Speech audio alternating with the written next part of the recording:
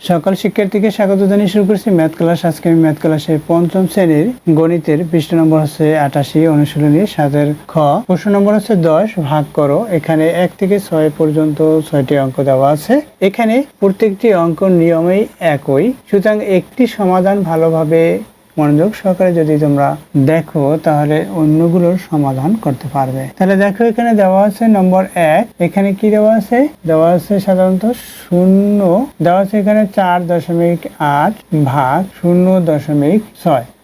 এটা আমরা কিভাবে ভাগ করবো? দেখো এই দশমিক বিন্দুর ডানে একটি অঙ্ক, এখানেও তদ্রূপ দশমিক বিন্দু ডানে একটি অঙ্ক। তাহলে দশমিক বিন্দু যদি উঠিয়ে দিতে চাই তাহলে 10 দ্বারা গুণ করতে হবে।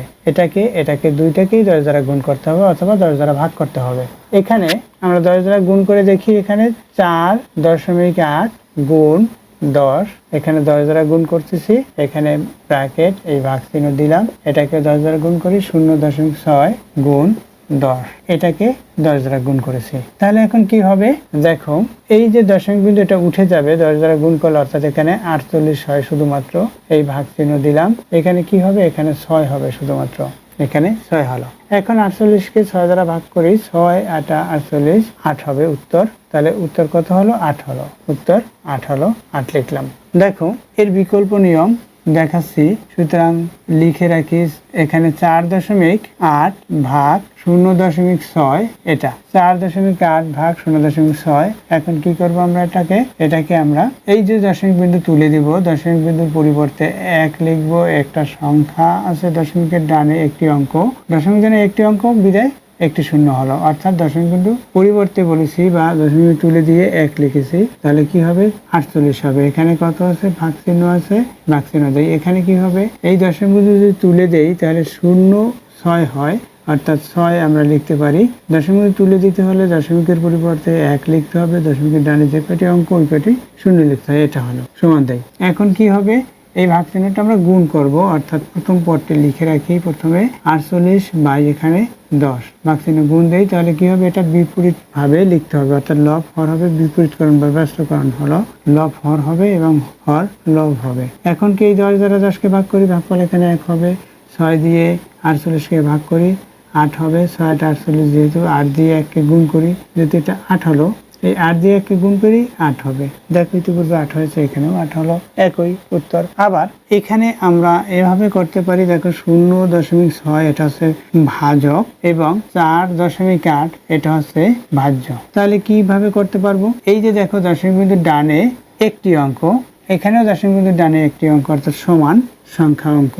অর্থাৎ দশমিক বিন্দুর ডানে যে কয়টি থাকবে ভাজ্য এবং ভাজকে যদি সমান সংখ্যা অঙ্ক থাকে, তাহলে দশমিক বিন্দু তুলে দিলে যেটা হয় তাই আমরা লিখতে পারি। কিভাবে? এখানে 0.6 না লিখে শুধুমাত্র 6 লিখতে হবে। এখানে এই যে দশমিক বিন্দু তুলে দিতে হবে, তাহলে 48 হবে। তাই 6 দ্বারা 48কে ভাগ করি, 6 8 48। আমরা ভাগফল এখানেও লিখতে পারি অথবা এখানেও লিখতে পারি। 6 8 48 হলো, বিয়োগ করি। যে কোনো একদিকে ভাগফল লিখবো, তাতেই আমাদের হবে।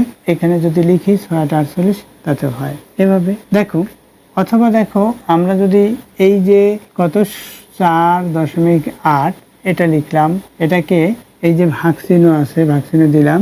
এরপর আছে 0.6 এটা লিখলাম। এখন দেখো এই ভাগ চিহ্নটা, যেমন আমরা যদি 8 বাই 2 লিখি, এটাও এই যে চিহ্নটা বাই বলেছি, এটাকেও ভাগ চিহ্ন, অর্থাৎ 8কে 2 দ্বারা ভাগ, এটা বোঝায় এরকম ভাবে। অর্থাৎ এই ভাগ চিহ্নটা আমরা বাই আকারেও লিখতে পারি। ভাগ চিহ্নটা কতভাবে লেখা যায়? এইভাবে লেখা যায়, এই বাই দিয়ে, যেমন এটা দেখিয়েছি, এইভাবে লেখা যায়। তারপর আছে এইভাবে লিখে ভাগ করতে পারি, বা এই যে এইভাবে লিখে আমরা ভাগ করতে পারি। দেখো এখন তাহলে কি হবে? এখানে 4.8 বাই এই দশমিক বিন্দুর ডানে একটি অঙ্ক, সুতরাং এটাকে 10 দ্বারা ভাগ, আবার এটাকেও 10 দ্বারা ভাগ করতে পারি, কারণ দশমিক বিন্দুর ডানে একটি অঙ্ক আছে। অথবা দেখো দশমিক বিন্দুর ডানে আর এটা ভাজ্য ভাজকের সমান সংখ্যা অঙ্ক আছে, অর্থাৎ এখানে একটি এখানেও একটি, সুতরাং দশমিক তুলে দিতে পারি। যদি সমান সংখ্যা ডানে অঙ্ক থাকে তাহলে দশমিক তুলে দেওয়া যায়। অর্থাৎ এখানে 48 হলো, এখানে 0.6 বা 6 হলো, এখানে 0.6, এই যে 0 না লিখলেও হবে। এই এখন এই 6 দিয়ে 48কে আমরা ভাগ করব। এভাবে যদি আমরা ভাগ করি কত হবে ভাগফল? এই 48 লিখলাম, এই লিখলাম 6 8 48, এটা হলো। এখানে যেটা ভাগফল কত? 8 হলো। দেখো এই যে কোনো একভাবে যে কোনো এক নিয়মে যদি ভালোভাবে তোমরা শিখো তাহলে অন্য কোনো নিয়মের প্রয়োজন নেই। যে কোনো এক নিয়ম হয় এটা অথবা এটা অথবা এইটা অথবা এটা, এই যে কোনো একভাবে শিখবে। আশা করছি বুঝতে পেরেছো কিভাবে এই অঙ্কগুলো করতে হয়। দেখো অন্য আরেকটি আমি তোমাদের দেখিয়ে দেই এখানে। তাহলে দেখো নম্বর 4 আমি দেখিয়ে দেই, লিখি তাহলে 4, এখানে 4 লিখলাম। দেখো 4 নম্বর কিভাবে করতে হয়। প্রথমে দেওয়া আছে দিয়ে আমরা তুলবো নম্বর 4, 0.49 ভাগ 0.7 এটা দেওয়া আছে সমান দেই। এখন আমরা ইতিপূর্বে দেখিয়েছি যে দশমিক বিন্দুর ডানে একটি অঙ্ক, তাই দশমিক বিন্দুর জন্য 1 এবং একটি অঙ্কের জন্য একটি 0, অর্থাৎ 10 দ্বারা গুণ করেছি 1 থেকে 3 পর্যন্ত। এই প্রত্যেকটি অঙ্ক একইভাবে করতে হয়। এখানে কি দেখো এই দশমিকের ডানে 2টি অঙ্ক, এখানে একটি অঙ্ক, সুতরাং এটাকে কত দ্বারা আমরা গুণ করব। দেখো এখানে 2টি অঙ্ক পেয়েছি, প্রথমে এটায় 2টি অঙ্ক আর এখানে একটি অঙ্ক, অর্থাৎ 2 এবং 1-এর যদি আমরা লসাগু নির্ণয় করি তাহলে 2 হবে।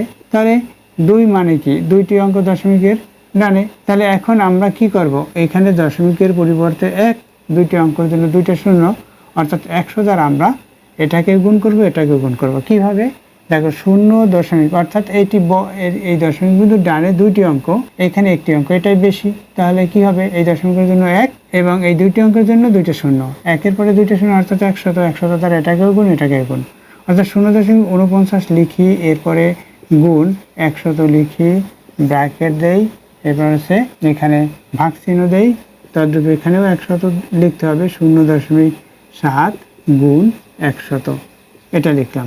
এখন কি হবে এই দশমিকটা উঠে যাবে, অর্থাৎ এখানে 4 9 হলো, এই যে এখানে ভাগ, এখানে কি হবে এখানে একটি 0 বাড়ছে, অর্থাৎ এখানে 70 হয়। কিভাবে 70 হয় দেখো, এখানে 0.7-এর সাথে আমরা 100 গুণ করব। তাহলে এই যে দশমিকের জন্য 1 লিখলাম, একটি সংখ্যার জন্য একটি 0, অর্থাৎ 7/10 হলো, এখানে 100 হলো। এই 10 দিয়ে 100-কে ভাগ করলে এখানে 10 হবে, 10 দিয়ে এই 7-কে গুণ করে 70 হবে।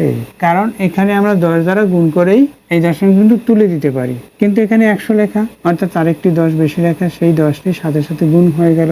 এখানে 2টি 10, 10 গুণ 10, একটি 10 দিয়ে 0.7-কে একটি 10 দিয়ে গুণ করেছি, এভাবে এটাই গুণ করেছি, এটাই 7 হলো। এরপর এই 10 গুণ বাড়তি আছে, তাহলে 70 হলো, এই জন্য এখানে 70 হয়েছে। এখন আমরা কি এটাকে 10 দ্বারা গুণ করতে পারবো কিনা? না, আমরা এটাকে 10 দ্বারা গুণ করতে পারবো না, কারণ এখানে দশমিক বিন্দুর পরে ডানে 2টি অঙ্ক আছে, 100 দ্বারা গুণ করতে হবে। এটাকে পূর্ণ সংখ্যায় তৈরি করতে হলে অবশ্যই 100 দ্বারা গুণ করতে হবে, তাহলে এটাও 100 দ্বারা গুণ করতে হয়। কম কোনো সংখ্যা অর্থাৎ 10 দ্বারা আমরা গুণ করতে পারি না। দেখো এখন কি করব, এখন ভাগ দেব। এখানে আমরা জানি যে এই 49 7 দিয়ে ভাগ করা যায়, এটাকেও 7 দিয়ে ভাগ করা যায়। দেখো এটাকে 7 দিয়ে ভাগ করলে 7 হবে একটি, এখানে ভাগ, এখানে 7 দিয়ে ভাগ করলে এখানে 10 হবে, অর্থাৎ কি হলো 7/10 হলো, অর্থাৎ 0.7 হবে উত্তর। দেখো এই আমি এভাবে লিখলাম 7, এই বাই চিহ্নটা এই ভাগ চিহ্ন দিলাম, এখানে 10 এই লিখলাম। দেখো কি হবে এই 7 এই শূন্যের পরিবর্তে লিখলাম, অর্থাৎ এই শূন্যটা উঠিয়ে দিয়ে শূন্যের পরিবর্তে লিখেছি। এই 1-এর জন্য দশমিকের পূর্বে অবশ্যই একটি 0 পূর্ণ অঙ্ক ব্যবহার করার জন্য 0 লিখতে হয়, অর্থাৎ একটা পূর্ণ সংখ্যা লিখতে হয়। কি হলো তাহলে 0.7 হলো, এটা হলো নির্ণয় ভাগফল। আশা করি বুঝতে পেরেছো এই ভাগগুলো কিভাবে করতে হয়। দেখো এর বিকল্প নিয়ম আরেকটি নিয়ম দেখাচ্ছি, এখানে বিকল্প নিয়ম দেখিয়ে দিচ্ছি। দেখো বিকল্প নিয়ম, প্রথমে অঙ্কটি তুলে নিতে হবে, সুতরাং অর লিখি, অর লিখে 0.49 লিখলাম, এরপর আছে ভাগ চিহ্ন 0.7 এটা লিখলাম। এখন কি হবে সমান দেই, এই দশমিক বিন্দুর জন্য অর্থাৎ দশমিক বিন্দু তুলে দিয়ে 1 লিখলাম, 2টি অঙ্ক, তাহলে 2টি 0 হলো। এখন কি এখানে 49 হলো, এরপর কি এখানে ভাগ চিহ্ন আছে, এখানে কি হবে এই দশমিকের পরিবর্তে অর্থাৎ দশমিক তুলে দিয়ে 1 লিখতে হবে, দশমিকের ডানে একটি অঙ্ক একটি 0 লিখতে হবে, তাহলে এই দশমিক উঠে গেছে 0.7 লিখলাম। এখন কি করবো এই ভাগ চিহ্নটাকে গুণ দেব, তাহলে এখানে লিখি এই 49, এখানে হচ্ছে 100, এখানে এই ভাগ চিহ্নটা গুণ দেই, তাহলে এই 10 এখানে হলো, এই 7 এখানে হলো। এখন দেখো এই 7 দিয়ে 49-কে ভাগ করতে পারি, 7 7 49, এই 10 দিয়ে 100-কে ভাগ করলে এখানে 10 হবে। এখন 7/10 হলো, অর্থাৎ এই 7/10 অর্থাৎ 0., এই যেটা পেয়েছি 0.7 এটাই হবে।